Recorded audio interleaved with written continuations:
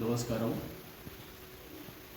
కనీసం common sense లేని కాంగ్రెస్ ప్రభుత్వం, కాంగ్రెస్ పార్టీ నాయకులు ఇవాళ ఆదిలాబాద్ నియోజకవర్గంలో చీరల పంపిణీ పేరుతోని హడావిడి చేస్తూ ఉన్నారు. వాస్తవంగా బీఆర్ఎస్ ప్రభుత్వంలో కేసీఆర్ గారు సీఎంగా ఉన్నటువంటి పరిస్థితిలో తెలంగాణ ప్రాంతంలో ఆడబిడ్డలకు అతిపెద్ద పండగైన బతుకమ్మ సంబరాల విషయంలో దసరా పండుగ సందర్భంగా ఆడబిడ్డలను ఆత్మ గౌరవంతో గౌరవించడానికి చీరల పంపిణీ కార్యక్రమాన్ని తీసుకురావడం జరిగింది. ఆనాడు కేసీఆర్ గారు సిరిసిల్లలో జరుగుతున్నటువంటి చేనేత కార్మికుల ఆత్మహత్యలు ఆపడం కోసం, ఆ కార్మికులకు ఉపాధి కలిగించే విషయంలో, అదేవిధంగా తెలంగాణ ఆడబిడ్డలకు ఆత్మగౌరవం కలిగించే విధంగా చీరల పంపు అనేది జరిగింది. కానీ వల్ల రేవంత్ రెడ్డి ప్రభుత్వం వచ్చిన తర్వాత చీరల పంపిణీ కార్యక్రమాన్ని ఓటు బ్యాంక్ రాజకీయంగా మార్చుకున్నది. దసరా సందర్భంగా, సద్దుల బతుకమ్మ సందర్భంగా, బతుకమ్మ సంబరాల సందర్భంగా ఆడబిడ్డలు పనిచేసిన చీరలు మొన్న గ్రామ పంచాయతీ ఎన్నికల సందర్భంగా చీరలు పంపిణీ చేశారు. గ్రామ పంచాయతీ ఎన్నికల్లోకి పోయారు. ఆ తర్వాత పట్టణ ప్రాంత ఆడబిడ్డలు చీరలు ఇవ్వకుండా ఇప్పుడు అసెంబ్లీ ఎన్నికలు వస్తున్నాయి, ఇప్పుడు మున్సిపల్ ఎన్నికలు వస్తున్న సందర్భంగా హడావిడిగా ఆదిలాబాద్ పట్టణంలో మున్సిపాలిటీ ఏరియాలో అన్ని వార్డులలో ఇవాళ చీరల పంపిణీ కార్యక్రమం తీసుకున్నారు. ఆనాడు కేసీఆర్ గారి నాయకత్వంలో రకరకాల చీరలు ఆడబిడ్డలకు ఇచ్చినటువంటి పరిస్థితి మనం చూసాం. ఇవాళ రేవంత్ రెడ్డి ప్రభుత్వం డ్రెస్ కోడ్ లాగా అందరికీ ఒకే రకమైనటువంటి చీర ఇవ్వడము, అది కేవలం ఎన్నికల సందర్భంగానే, ఎప్పుడు ఎన్నికలు వచ్చినా ఎన్నికలను దృష్టి పెట్టుకొని పంపిణీ చేయడం అనేది ఇది కేవలం ఓటు బ్యాంకు రాజకీయం. ఇది నీచమైన రాజకీయం. కాంగ్రెస్ పార్టీ నాయకులు ఇకనైనా మీరు మీ యొక్క ప్రవర్తన మార్చుకోవాలి.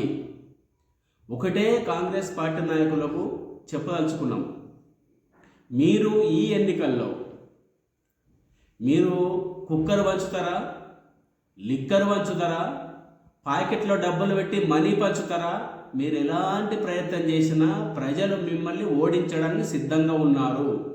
ఎందుకు ఓడిస్తారు? రైతులు పండించినటువంటి పత్తి పంట అమ్ముకుందామంటే మార్కెట్లో కొనే నాదు లేడు. కనీసం మీరు పట్టించుకోలేదు.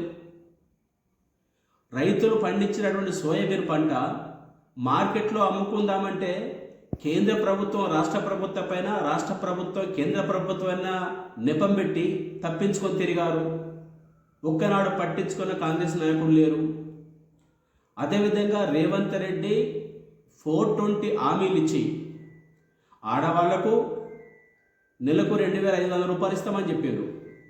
చదువుకునే పిల్లలకు స్కూటీలు ఇస్తామని చెప్పిండ్రు. విద్యా భరోసా కార్డు ఇస్తామని చెప్పిండ్రు. అట్లా మహిళలకు, యువతకు, విద్యార్థులకు, అన్ని రంగాల ప్రజలకు అనేక హామీలు ఇచ్చి 420 హామీలు ఇచ్చి అమలు చేయకుండా తప్పించుకొని తిరుగుతున్న దొంగలు మీరు.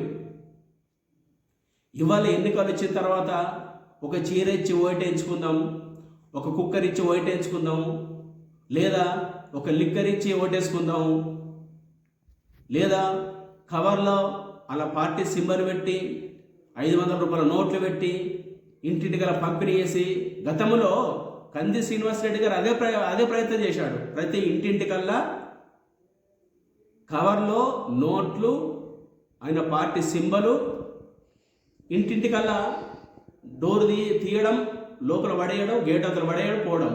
ఈసారి మీరు అదే ప్రయత్నం చేసినా మిమ్మల్ని ఖచ్చితంగా ప్రజలు ఓడించబోతున్నారు. ఈ రాష్ట్రంలో కేసీఆర్ గారి నాయకత్వాన్ని, ఆదిలాబాద్ జిల్లాలో జోగురామన్న గారి నాయకత్వాన్ని ప్రజలు కోరుకుంటున్నారు. ఇప్పటికే కేసీఆర్ గారి ప్రభుత్వాన్ని జోగు రామన్న గారిని ఓడించి తప్పు చేసుకున్నాము అని చెప్పి ప్రజలు పశ్చాత్తాపడుతున్నారు. ఖచ్చితంగా ఈ మున్సిపల్ ఎన్నికల్లో మీరు ఎన్ని కుట్రలు చేసినా, కుయుక్తులు చేసినా, మీరు కోదండమాడినా ప్రజలు మిమ్మల్ని తిరస్కరిస్తారు, మిమ్మల్ని ఓడిస్తారు. ఖచ్చితంగా సంపూర్ణమైనటువంటి మెజారిటీతో బీఆర్ఎస్ పార్టీని గెలిపించి రాబోయే మున్సిపల్ ఎన్నికల్లో మున్సిపాలిటీ పైన గులాబీ జెండా ఎగరిస్తారని చెప్పి ప్రజలందరూ కూడా ఈ కాంగ్రెస్ పార్టీ నాయకుల గుంటనక్క విధానాలను ఆలోచించాలని చెప్పి మీరంతా కూడా వాళ్ళ యొక్క కుట్రపూరితమైన వ్యక్తిత్వాన్ని పసిగట్టాలని చెప్పి ప్రజలందరూ కూడా పేరు పేరున విజ్ఞప్తి చేస్తూ ఉన్నారు.